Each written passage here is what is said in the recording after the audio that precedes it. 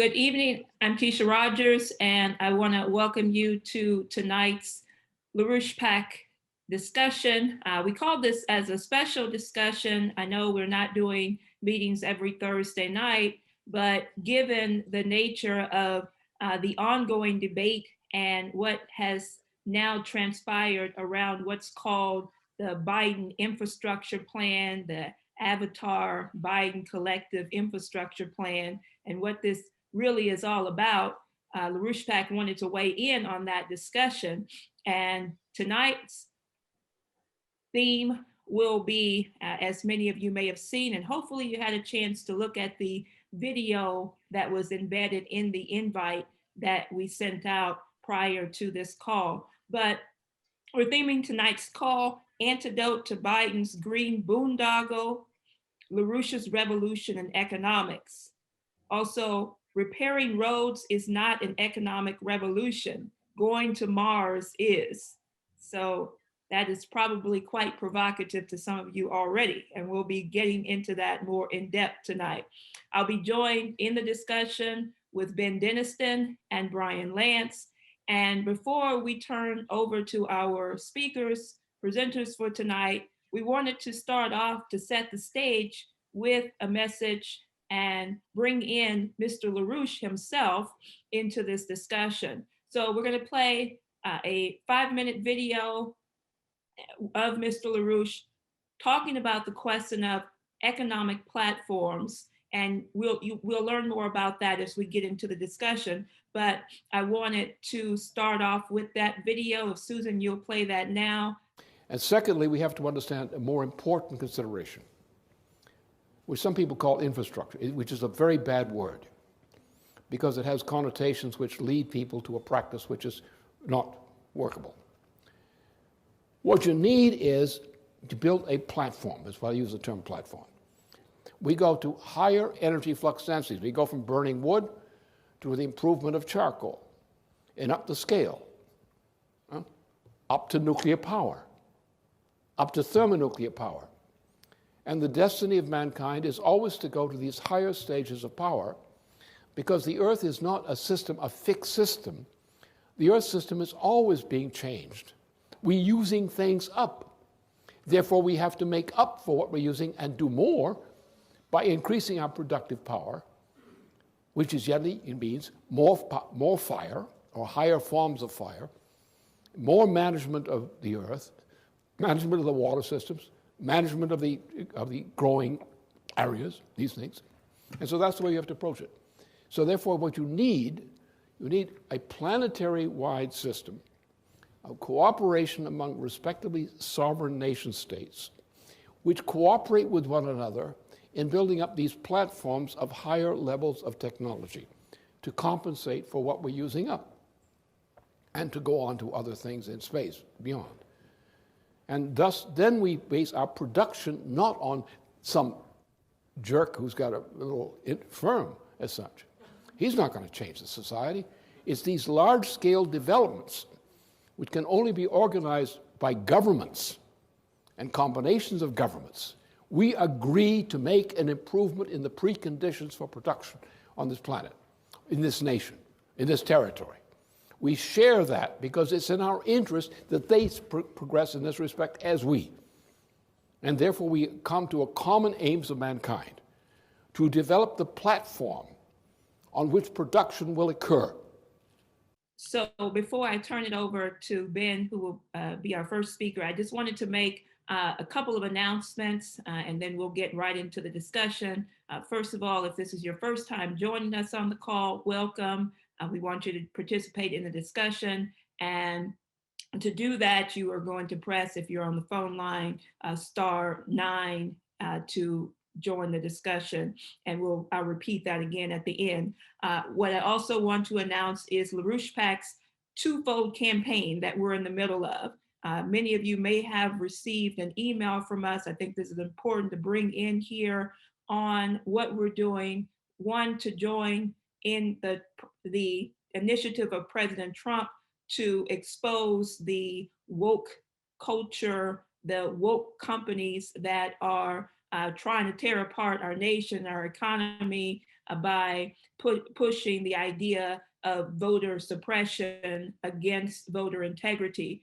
I'm going to put a link in the chat and we'll have that available for people to know more about, and we can take that subject up later if people have questions on it. The second campaign LaRouche PAC is in the midst of right now is just what we're going to be talking about tonight, how to expose the fraud boondoggle behind the Biden infrastructure plan and why we really need to think at higher levels. And as a part of that, LaRouche PAC, if you have not seen our primer on how to revive the Republican Party of Lincoln, LaRouche, and Trump, and what we need in terms of a real economic platform for the nation, I encourage people to read that, and I will put that in the chat as well and make that available. So I just wanted to make those 2 points about our twofold campaign. And now I'm going to ask Ben to start the discussion here, take up where Mr. LaRouche left off. Hey, Keisha, glad to be with you. Thanks. So I think we got a lot to discuss. So, I'm going to err towards being a little more brief in the opening remarks. And then I think we'll probably try and leave a bunch of time for some Q&A and discussion. But I think what you're raising is exactly right. I mean, just to, state the most important thing out there, our organization, LaRouche PAC, have a very, very, very important role to play right now. A lot of people are trashing Biden's bill, and we're not surprised about the Biden administration, what it's about, what it's doing.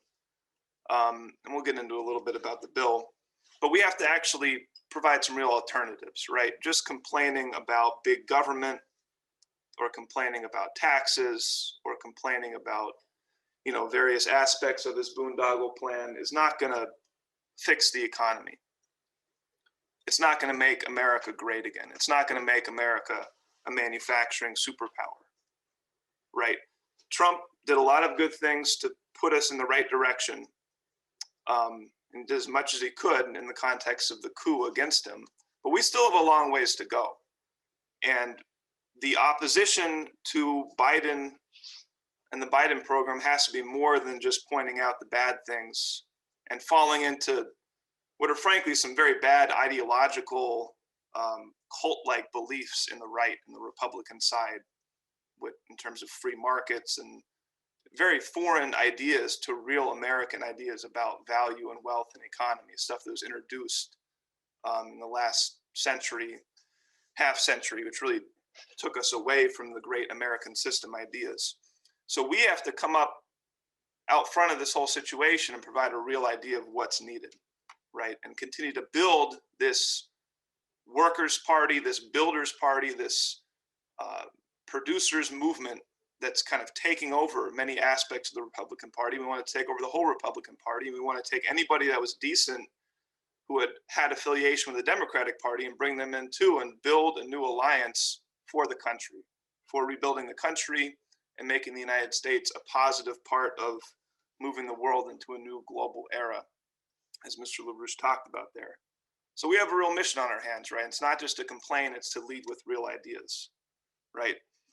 So the Biden plan, this isn't going to work. It's not going to work. I think most people on this call are not duped by the whole thing. But at the same time, it's claiming to raise, or it's claiming to address and raising what are actual real issues, right? Our infrastructure is still in bad shape in many cases. We do have problems where the average family has trouble paying for basic things like healthcare, like education, right? Those are real issues. You can't solve them with his plan, right? He's just putting out this boondoggle saying, everyone's going to get a job, you get a job, you get a job. We're handing out jobs like there's no tomorrow. We're going to fix everything. It's a fraud. It's not going to work. But, there are real issues that they're trying to play off of. And, we need to provide the real solutions to those. So I would say first and foremost, this thing's a fraud because one, there was no mention of space, right? If you want to advance the US economy, you want to develop the labor force like they talked about in the bill, you want to develop the manufacturing capabilities, science and technology, that's space. Space drives that. We've known that since the Kennedy moon program. that the best driver for pushing technologies forward and spinning off technologies throughout the economy and driving the whole economy forward are mission orientations into the frontiers of space. Trump tried to get that going again with the Artemis program. We're still fighting for that program. Mr. LaRouche outlined the program to go to the moon and go to Mars after that, begin the colonization of Mars. No mention of that stuff in Biden's plan. No mention of fusion, right? Another frontier area. So right there, right then and there, you can see this thing's a fraud. And then you have the whole green aspect. And, I'm not going to get into, a lot can be said on this, if we want to talk about some of the frauds of a climate crisis, so-called, caused by carbon dioxide, we can talk about that. But, the bottom line is that what he is proposing, this Green New Deal, which is really behind a lot of the aspects of this bill and much of the Biden administration's agenda, that's going to devastate the economy. That's going to do nothing but drastically increase the costs of electricity and energy throughout the economy and have a devastating effect. And these are for physical reasons, not monetary reasons. To try and make wind and solar work, to make carbon capture work on large scales, which is a crazy idea. Large scale energy storage on grid levels, you're talking about massive, massive increase in the physical capital goods cost to provide the basic energy needs of society. It's only going to drive up the cost to society to provide energy when we need to provide significantly more energy, more electricity at lower physical costs, which is what you get with a nuclear driver and a fusion program. And then we have what Mr. LaRouche was already talking about 10 years ago, which he'd seen coming and developing, and he was already trying to intervene on then, which is just a really banalized, populist, pragmatic, practical notion of infrastructure. They take it to the lowest level. We're gonna repair the potholes on your street. We're gonna make this bridge better, whatever. Isn't this great? And we're gonna create jobs. It's a completely unscientific, terrible idea of what the actual significance of real infrastructure revolutions are. And I think that's why Mr. LaRouche is so passionate about this issue. It's because when understood from the right scientific standpoint, infrastructure represents a very profound expression of what makes mankind unique and distinct from any form of animal life, and how mankind can ensure the continued growth and progress on this planet and beyond, and well into the future, if you understand it right. And it's not placating to people's most banal, pragmatic views of, don't you wish when you drove to work you didn't have as many potholes on your road? Wouldn't that be nice? Or don't you wish you could just hop on a train and not sit in a car? Wouldn't that be nice? And we can create jobs doing this, and everything's going to be better. It's a completely silly, banalized notion. And those programs don't create real revolutionary leaps in value and wealth available throughout society. And that's the key. A real infrastructure platform, understood from Mr. LaRouche's standpoint, has to be rooted in moving society to a new platform, a new level of existence in the natural world, in the natural environment, giving mankind new powers, new technologies, access to new territories, access to new resource bases, which creates wealth where wealth didn't exist before, which creates value where value didn't exist before, which creates new markets, as he was talking about there. That's what's needed. That's what's going to get us out of the current problem, the current economic situation. That's what's going to allow us to fix all the things that need to be fixed, right? We do need to fix our roads. We need to fix our bridges. You look at assessments of U.S. infrastructure, water, power, transportation, et cetera, that have been made. A lot more needs to be repaired than even what was outlined in this, $2 trillion plus bill that's been presented so far. But the only way you're going to be able to pay for that and actually afford that level of vast rebuilding, which is really just covering a deficit of the last 50 years. It's just a built up deficit from not having done this before. But the only way you're going to be able to do that is by creating new fundamental leaps in productivity in the economy. That's the most important thing. If you don't have that, and if you're not talking about that, this is all a fraud, right? It's not going to work. If you're not talking about how we create absolute qualitative jumps in the conditions of the economy, then we're not serious. So that's our mission, that's our role. And Mr. LaRouche defined and discovered a very important concept in understanding that process, that historical process, which he termed platforms. And again, there's a lot to be said here. Mr. LaRouche wrote a lot about this. And there's a lot more work to be done to continue to fill out and understand the concept he started to develop, a little over 10 years ago now. But he took a broad historical perspective to start from. Go back tens of thousands of years, when you had, before the development, well before modern civilization, well before, all the recorded history, et cetera. And you have evidence of mankind existing primarily in the most advanced forms in oceanic cultures, transoceanic cultures, societies navigating coastal regions, moving up river systems, developing coastal and riverside settlements, and mankind's relation to the territory he could access, the resources he could access, the people he could trade with, was bounded by the level of platform of society at that time in this transoceanic mode. And he said you didn't have a real shift until in Europe, and he pointed to the role of Charlemagne in Europe in particular, where he had the beginning of, as societies were advancing, you had the beginning of man creating canals, man-made canals connecting these river systems, taking river systems that have been utilized for hundreds and thousands of years and been main arteries and veins of human activity, but they were isolated and they were separated. You begin to interconnect these. Now you have a whole new degree of connectivity of the economy of those times. You transform the ability of these societies to interact, to trade, to access new resources, et cetera. And the next major revolution was the beginning of the development of rail systems. Now you had for the first time, you had people that could go out and, Lewis and Clark style scout across the American continent, for example, right? And people could travel to these places, but you couldn't have sustained economic development across these territories with things like the Transcontinental Railroad. Now you could. Now you have a physical connection, a physical infrastructure connection through the technology of rail systems, uniting the western and eastern coasts of the United States.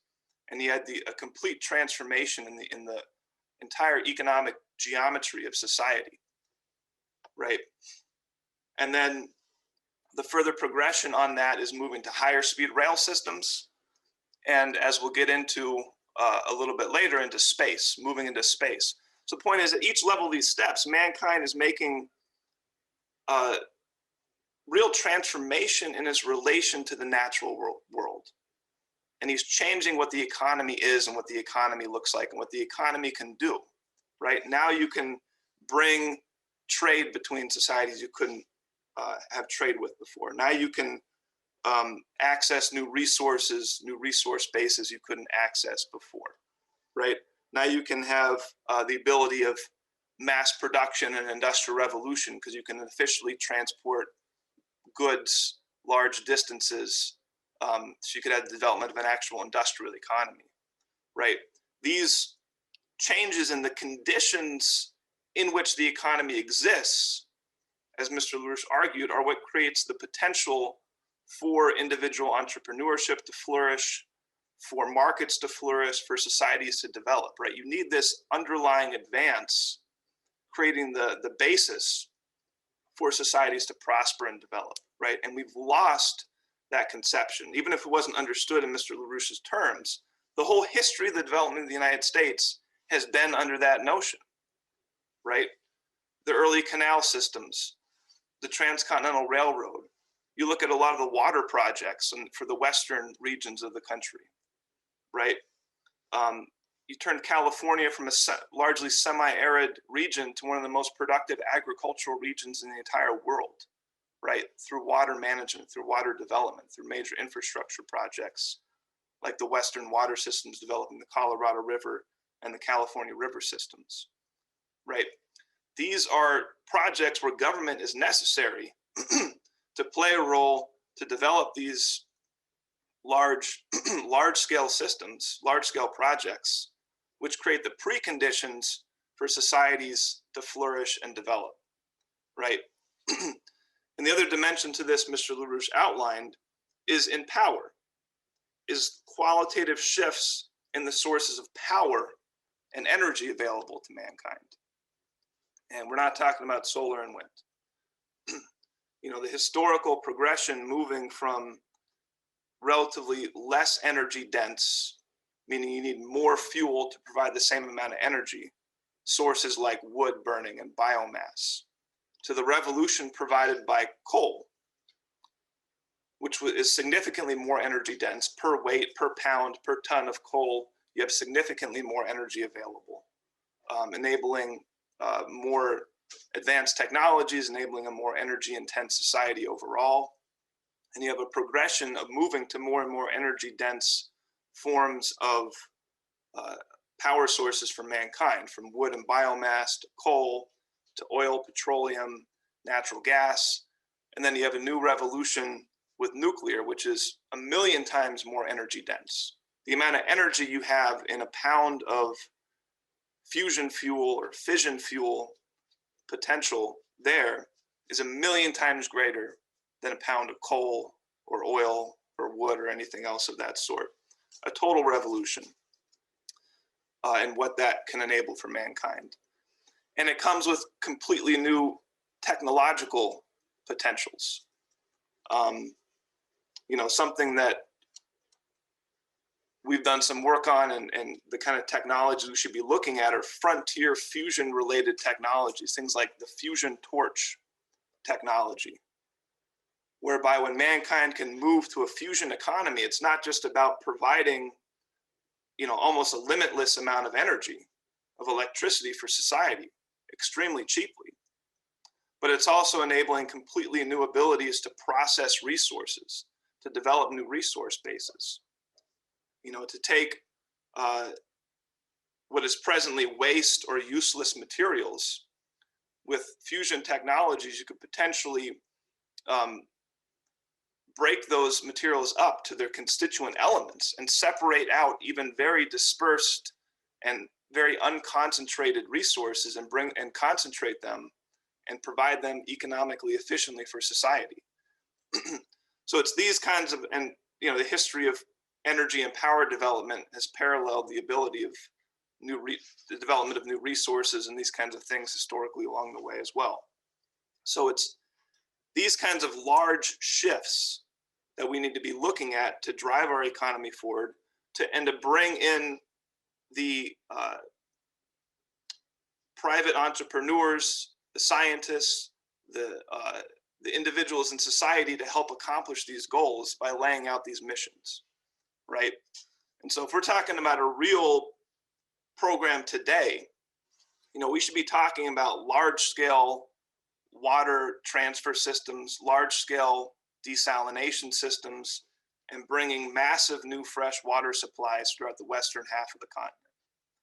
We should be talking about the most advanced forms of magnetic levitation rail systems, not just fixing Amtrak, but bringing the existing Amtrak train systems, but bringing the highest speed, most advanced train system, which is actually levitate off the track through electromagnetic forces, and can operate at much higher speed to eliminate the friction. You create all kinds of new potentials. And we should be looking at a massive driver to not just develop fission power, but develop fusion power in mass, a fusion driver program. You know, those are the kinds of things that should immediately be on the table. Those are the kinds of things that will create the kind of economic growth, new levels of wealth and value created throughout the economy as a totality to allow us to cover for the needs to rebuild what we need to rebuild. That'll allow us to create actual jobs that can afford to support a family that can have healthcare and education, right? The ability, the way to solve these kinds of problems that we have is not just give these things away for free. It's create a society that actually creates enough value and wealth and jobs that participate in creating that, such that they can provide that. And one of the most important drivers in this whole program, again, is going back to space. You know, going to the moon, developing, not just sending people there, but developing the territory.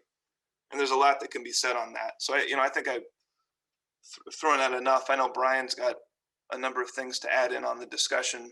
I look forward to getting into the Q&A when we get to that point and see what thoughts people have. But, again, there's a lot to cover, so I'll just cut myself short there. Okay, Ben, Keisha. I just think we have a tremendous opportunity. This is obviously what the city of London and Wall Street is terrified of. It's why they, in every possible way, they show their continuing fear of President Trump and the American people. It's because we're at an inflection point. We're at a point where the American people can be turned loose. Really turned loose to build, to create, a future, and a future which for their children and grandchildren will be an even higher platform than what we can be about producing now. And I just on the Biden collectives, dump this jobs program. I mean, look, first of all, consider it. They say they want to go to net carbon zero or zero carbon emissions from the grid, the power grid, by 2035. Excuse me, they're going to spend trillions. It's a total somewhere between $4 and $8 trillion would be required to do that, all told. Simply to replace what we already have, what we're already producing. They're not talking about producing a single megawatt of additional energy. They're simply talking about digging a hole and filling it in. It's absurd.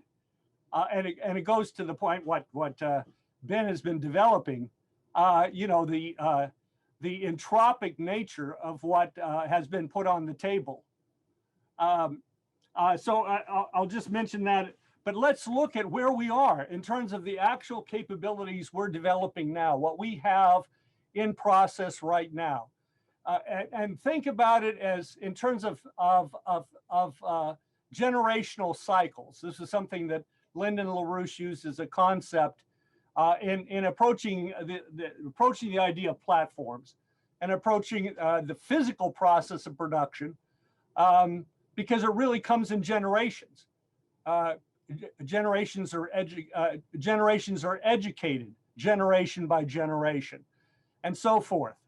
So think about where we are right now. First of all, fusion energy, thermonuclear fusion. The National Academies of Sciences, Engineering, and Medicine just released a report in February titled "Bringing Fusion to the U.S. Grid."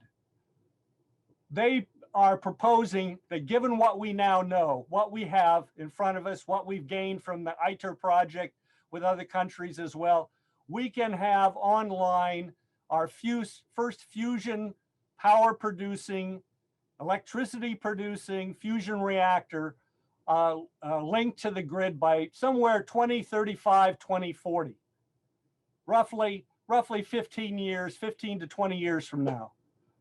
And then rapidly scaling that up. They're posing that. The first one would be experimental to test out how it works with the grid, but then rapidly move to commercialization. All right, so fusion within one generation, we could be into that fusion economy, the beginnings of that fusion economy that Ben was indicating in terms of some of the aspects, the fusion torch and so forth, besides limitless energy. Take the example of space. We'll be on the moon if Artemis is allowed to go forward, and that's really up to us as the American people. If Project Artemis, the Artemis project or program goes forward, we can be on the moon by 2024. We can have a sustained presence by 2027. We'll be colonizing the moon with factories, production capabilities, and so forth in the next decade. By the time, within a generation, we'll be ready to go to Mars in a serious way. In addition to continuing to develop the moon as not just an outpost with a half a dozen people, but with cities. Again, we're on the cusp of a transformation. We are the generation that can build out that capacity and create the basis for that new platform. High-speed rail, again, it will take us 2 decades perhaps to build a national high-speed rail network of maglev or other forms of high-speed rail. Again, that can be accomplished within a generation in the process of training up the current workforce, the young men and women today. By the next generation, they'll be operating at an entirely new cultural, educational, productivity level with resources to utilize, which we can foresee or forecast better, but we don't have yet. So this is a transformation. NWAPA, the North American Water Alliance project that Ben has written about, and he referenced in a general way, water projects. But NWAPA will take a couple of decades to build out as an entire project driven by fission energy and then moving to fusion to move water from Alaska all the way down through the Great American Desert, transforming the Great American Desert that makes up a large part of the United States, largely empty now. Much better to transform it, into greenery, to bring in new cycles, water cycles, to green permanently that region as we irrigate it. Will transform the environment. Much better to do that, to build new cities and agriculture, than simply to pave it over with solar panels that'll have to be replaced in 20 years. It takes power. It takes power to turn dirt into soil. It takes power to produce water. The Biden collective, the Avatar, if he had his way, is attempting really to Deep-Six us. So in fact, we have no power left at all. We're powerless in a really fundamental way. So instead, we have this enormous potential just on space, to mention a couple aspects of this really. Look, on the space station, we're doing incredible things. We've reported some of this in the past. Bioprinting, we're producing heart tissue on the space station, living heart tissue. Within a matter of a few years, we'll be producing heart patches to be utilized on animals experimentally.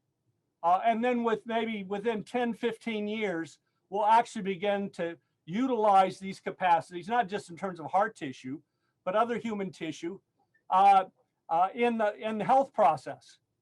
We'll begin to grow organs in space. Why should somebody have to die for somebody else to receive an organ so that they can live? Why not produce organs? And that's the capacity of bioprinting. This is laying out layers of cells that are a fraction of the width of a single hair in terms of their thickness. Yet this is being done layer upon layer, and because it's being done in microgravity, the scaffolding isn't required. It's a natural growing process. Lambda vision, that's TechShot has done that in conjunction with eScript in terms of bioprinting. Lambda vision has a project supported by NASA on the space station now that's intent on growing lenses. I want to make sure I have this right. Retinas, rather, artificial retinas that use living bacteria, a specific form of living bacteria. We can come back to it if people are interested. It's important. But in terms of macular degeneration, this is a very important development. The ability to develop living lenses that mimic the photosynthetic process, if you will, of the human retina. So this is being developed now on the space station. And then we look more materially, we can think in terms of manufacturing and production, and that's going forward as well. You have Made in Space. It's a company that's produced the Vulcan as an example of in-space manufacturing. As we go further out in space, it's going to be harder and harder to bring goods up to space in an emergency, supplies and so forth. But it also works the other way around. But the Vulcan, to just give you an idea, this is a single piece of machinery, a machine tool, advanced machine tool, that's a hybrid machine tool. It combines additive and subtractive manufacturing. It uses both high precision polymer and metal components, filaments that are extruded and then welded layer upon layer. It then inspects the materials. It can do all of this with one machine, simply by the gantry system that shifts the interchangeable parts, the extruder heads, and the metal disposition devices. And the same machine is a 5-axis machine tool as well. For some of this, you maybe over your head or something you're not more to the point. It's something that a specialist, somebody that works with machine tools would appreciate. But this is now being utilized on the space station. They've also developed another piece of machinery that creates electronic devices. You know, they can replace electronic components. But let's look at just getting to the moon. It also comes back the other way. We can produce things in near Earth orbit at low, at microgravity here that we can't produce on Earth. Special alloys, biotissue, all of these things. But it's also that the regolith on the moon has all kinds of resources. 45% of it is oxygen. One of the things that could be brought back from the moon by space tug at very low cost, far less cost than getting it up from Earth to the space station, but bringing it back from the moon is liquid oxygen, but also titanium, other metals, but even the powders of those metals, which are a byproduct of extracting the oxygen out of the regolith, those powders could be used on the space station and other similar projects that are going to be built out over the coming years. New ISSs, new platforms for production in and manufacturing in near space can be supplied for the moon at an order of magnitude less cost than from the Earth itself.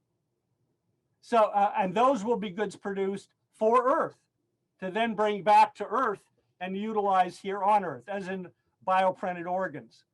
So this is some of what we're in the middle of developing right now. So if we exploit the capabilities we have to build out a national nuclear power grid of at least another 200 megawatts, just as a starting, gigawatts, excuse me, 200 gigawatts of power. That's roughly the equivalent of 200 full-size nuclear power plants. If we take advantage of the new modular reactors that are coming available from NuScale and from Energy X, for example, if we and utilize these as well as utilizing them as export products, if we elaborate the kind of infrastructure that we need to turn the United States back into a manufacturing superpower, by the next generation, you know, by the next cycle, we'll have a platform from which really the opportunities and potentials will seem endless. They won't be. We'll need a new platform beyond that. But at the moment, that will be a new revolution. So let me stop there. Hopefully that contributes and complements what Ben was developing. So Keisha, I turn it back over to you, or Ben, you may have some remarks to come back, or we can open it up for questions.